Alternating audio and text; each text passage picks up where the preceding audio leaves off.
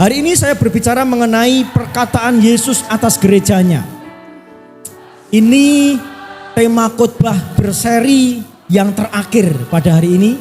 Berarti kita sudah hampir 2 tahun yang bicara tentang gereja pola surga. Yang saya ambil buku dari Pak Stephen Agustinus, ya.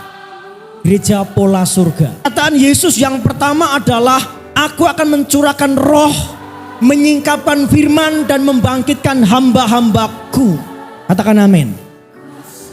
Jadi di akhir zaman ini, perkataan Yesus ini lah yang harus kita perhatikan. Bahwa Tuhan akan membangkitkan hamba-hamba Tuhan. Tuhan akan membangkitkan gereja-gereja Tuhan. Tuhan akan membangkitkan orang-orang Kristen. Amin. Lihatlah, itu hambaku yang kupilih, yang kukasihi, yang kepadanya jiwaku berkenan. Aku akan menaruh rohku ke atasnya dan ia akan memaklumkan hukum kepada bangsa-bangsa.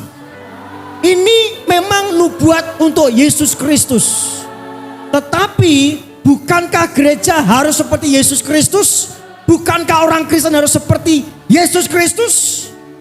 Jadi gereja yang benar adalah gereja yang berkarakter Yesus Kristus. Lihatlah, itu hambaku yang kupilih, yang kukasih, yang kepadanya jiwaku berkenan. Aku akan menaruh rohku ke atasnya. Jadi gereja yang benar, gereja yang Tuhan kehendaki adalah gereja yang ada pekerjaan Roh Kudus, menerima pencurahan Roh Kudus. Jadi gereja yang benar itu harus menekankan pekerjaan Roh Kudus. Gereja yang benar adalah gereja yang sungguh-sungguh Roh Kudus itu mendominasi dalam kehidupan orang itu. Berikutnya, dan menyingkapkan firman. Ada saat yang nanti Tuhan pakai gereja Tuhan, hamba-hamba Tuhan untuk menyingkapkan firman. Kalau selama ini kita baca firman, mendengar khotbah tapi nggak paham, atau kita mendengar khotbah tapi kita tidak diberkati, mendengar khotbah tapi kok kita malah takut, khawatir dan sebagainya, berarti itu belum ada penyingkapan firman. Nanti ada saatnya dan sudah ada, Tuhan membangkitkan hamba-hamba Tuhan yang menyingkapkan kebenaran firman yang benar. Bukan sekedar hanya khotbah. Bukan sekedar membagi firman, tapi dia menyingkapkan kebenaran surga. Bapak Ibu, saya pesan jangan nonton YouTube yang khotbahnya ngawur.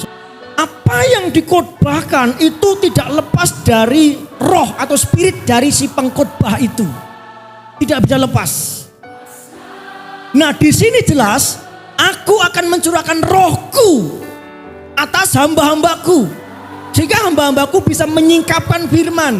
Jadi firman Tuhan yang disampaikan itu adalah inspirasi daripada Roh Kudus, bukan dari rohnya sendiri, bukan dari kemanusiawian, kedagingan atau ambisi pribadi yang punya tujuan sendiri-sendiri. Berilah, maka kamu akan diberi dengan takaran yang digoncangkan, yang pokoknya dipenuhkan, dipadatkan dan sebagainya. Nah, si pengkhotbah ngomong begini supaya jemaat-jemaat pada bayar perpuluhan, supaya bayar persembahan. Pokoknya memberi, dipadatkan, digoncang-goncang sampai luber, maksudnya mencep-mencep gitu. Padahal itu konteksnya bukan untuk memberi. Itu konteksnya adalah untuk mengampuni. Jadi mengampuni itu harus mencep-mencep, Bapak Ibu. Mengampuni itu harus luber. Memberi pengampunan itu harus luber. Katakan amin. Jadi ini sama sekali tidak bicara tentang persembahan. Nah kalau Pak Pendeta khotbahnya itu dihubungkan dengan persembahan, berarti spiritnya adalah uang. Padahal sama sekali nggak ngomong uang itu. Perkataan Yesus adalah nanti akan bangkit hamba Tuhan yang diurapi dengan Roh Kudus, akan dicurai dengan Roh Kudus, dan hamba Tuhan itu menyingkapkan kebenaran. Jadi ada kebenaran yang disingkapkan. Oh, kok aku mendengarkan khotbah Pak itu cetho ya. Berarti dia diurapi Tuhan. Dia mendapat pencurahan Roh Kudus sehingga bisa menjelentrehke pangandikane Gusti. Dia bisa ngudari, dia bisa ngoncei pangandikane Gusti dengan gamblang. Nah, inilah perkataan Yesus di akhir zaman, bahwa Tuhan akan membangkitkan hamba-hamba Tuhan yang akan mendapat pencurahan Roh Kudus, yang akan bisa menyingkapkan kebenaran. Amin. Terus aku akan membangkitkan hamba-hambaku. Ini Bapak Ibu, beda hamba Tuhan sama pendeta itu beda. Ya, pendeta itu status, pendeta itu jabatan. Tapi kalau hamba Tuhan itu adalah sebuah panggilan. Jadi pastikan Bapak Ibu menemukan hamba Tuhan bukan sekedar pendeta. Ketika Roh Tuhan meninggalkan Saul, itu Samuel menangisinya berhari-hari. Dan Tuhan berkata kepada Samuel, Samuel, sampai kapan kau menangisi Saul? Sampai kapan engkau berduka cita atas Saul? Sekarang isi tampung tandukmu dan urapilah salah satu anak Isai. Nah, di situ maknanya adalah begini. Samuel, sekarang kamu pergi, gak usah kamu pusing dengan Saul. Aku sudah meninggalkan Saul, sekarang kamu isi tabung tandukmu dan kamu melayani keluarganya Isai. Adalah salah satu anak yang perlu engkau urapi menjadi raja menggantikan Saul. Hamba Tuhan harusnya berkenan di hadapan. Hamba Tuhan harusnya mengikuti perkataan. Hamba Tuhan harusnya mengikuti bisikan gerakan tuntunan Tuhan. Ini hamba Tuhan. Loh, nanti ngecewakan jemaat dong Pak. Ya bagaimana lagi? Mau mengecewakan jemaat atau mengecewakan Tuhan? Ada hamba Tuhan yang lebih baik mengecewakan Tuhan daripada mengecewakan jemaat. Makanya ada jemaat yang menyuap pendeta, akhirnya memberkati jemaat itu walaupun kasusnya bahaya. Oh enggak apa-apa, tak berkati karena dapat cuan, dapat uang. Tapi sisi lain dia mengecewakan Tuhan. Nah, ini bukan hamba Tuhan yang dibangkitkan Tuhan. Memang kita tidak bisa menyenangkan banyak orang. Tapi kalau kita sudah menyenangkan Tuhan itu cukup. Bisa katakan amin? Bapak, Ibu dan saya tidak bisa menyenangkan banyak orang. Tapi cukup satu orang saja, satu pribadi saja yang engkau senangkan. Itu siapa? Tuhan. Ketika engkau menyenangkan Tuhan, maka otomatis engkau akan menyenangkan orang lain. Kalau engkau menyenangkan Tuhan dan orang lain tidak senang dengan engkau, berarti ada yang salah dalam hati orang itu. Oleh sebab itu ketika engkau tidak disenangi orang, tidak apa-apa. Pastikan engkau disenangi Tuhan. Orang lain boleh tidak menyenangimu. Tapi kalau Tuhan menyenangimu itu cukup. Bisa katakan amin? Wah, aku mergone seneng karo Gusti, Gusti nyenangi aku. Saiki wong ora nyenangi aku ya Pak. Ora apa-apa, enggak apa-apa. Suatu hari nanti orang akan tahu Yesus adalah pilihan yang terbaik. Ketika Bapak Ibu menyenangkan Tuhan, mungkin di sisi lain kau tidak menyenangkan orang lain. Memang itu dilema, memang gak gampang. Apalagi zaman sekarang. Tapi sisi lain, ketika engkau menyenangkan Tuhan, Tuhan akan memihak kita. Tuhan akan memberikan kemenangan kepada kita. Tuhan akan berdiri paling depan untuk membelamu. Hamba Tuhan ini bukan hanya pendeta. Karena tadi saya katakan pendeta itu jabatan, status. Kalau Bapak Ibu mencintai Tuhan, hidup dalam firman, mengikuti arahan dan tuntunan Tuhan, engkau adalah hamba Tuhan. Ketika Bapak Ibu hidup dalam kebenaran, engkau adalah hamba Tuhan, bukan hamba dunia ini. Jadi hamba Tuhan itu bukan pendeta. Hamba Tuhan itu adalah panggilan. Jadi Tuhan berkata, Aku akan mencurahkan rohku sekali lagi. Dan aku akan membangkitkan hamba-hamba Tuhan. Dan hamba Tuhan itu akan menyingkapkan firman. Memang yang menyingkapkan Roh Kudus, tapi melewati hamba-hamba Tuhan. Ya, Bapak Ibu bisa perhatikan. Ketika engkau mendengar pendeta berkhotbah. Di YouTube kah atau di mana saja.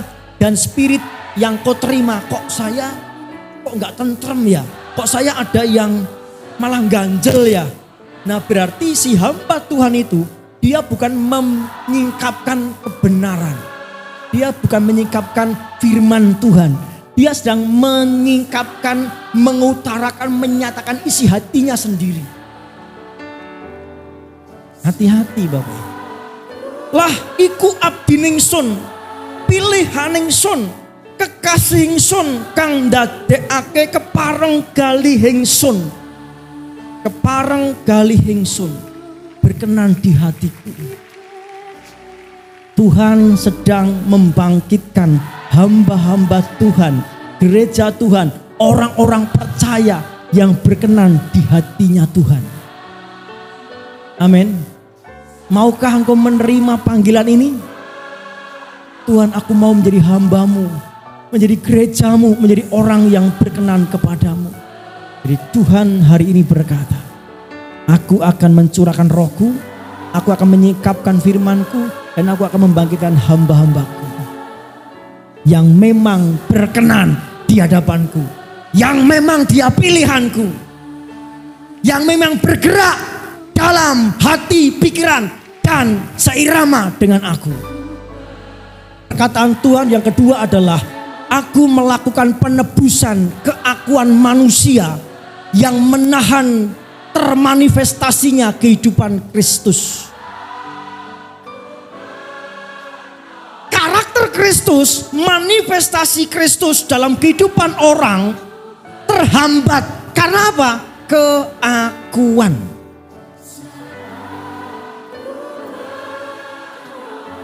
Gusti badhe ngejawantaken panggesanganipun wonten gesang kula lan panjenengan.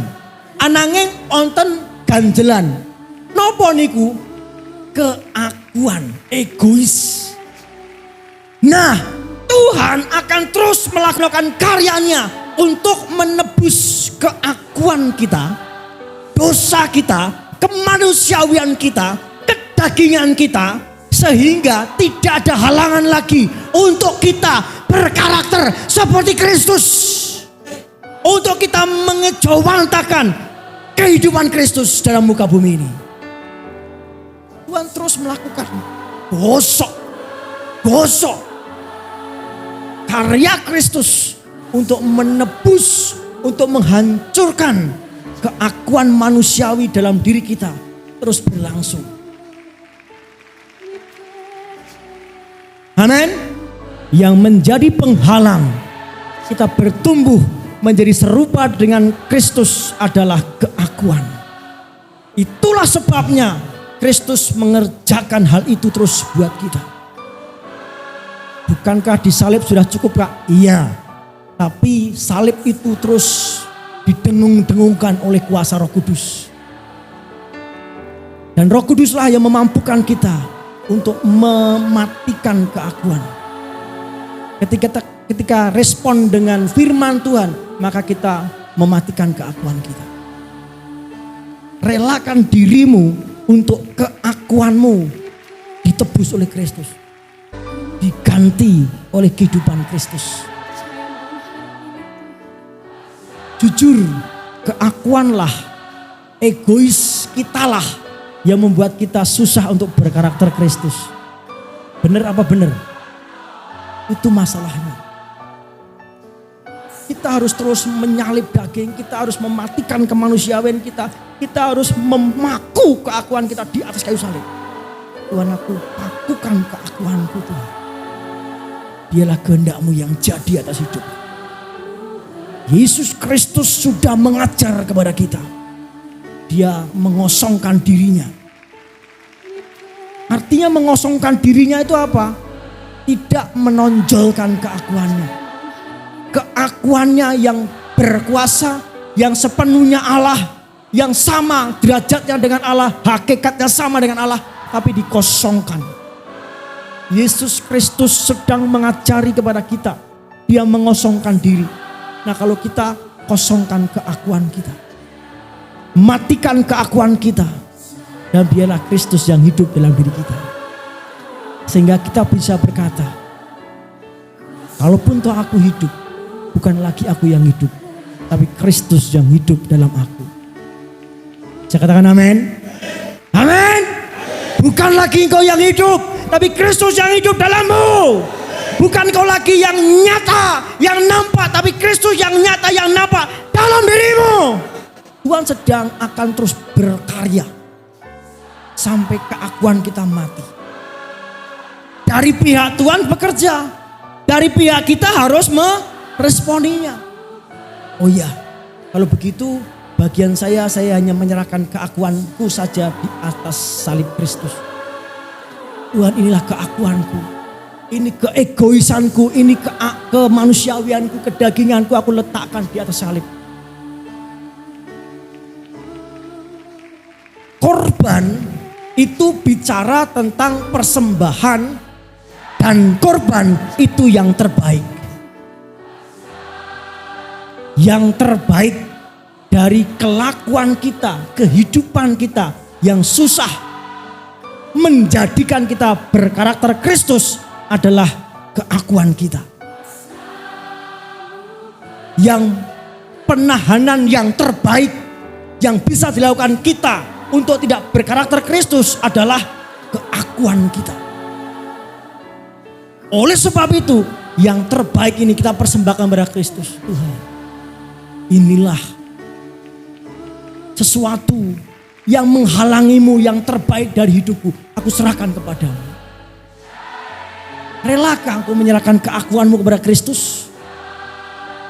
Beranikah engkau menyerahkan keakuanmu kepada Kristus? Ini yang terbaik.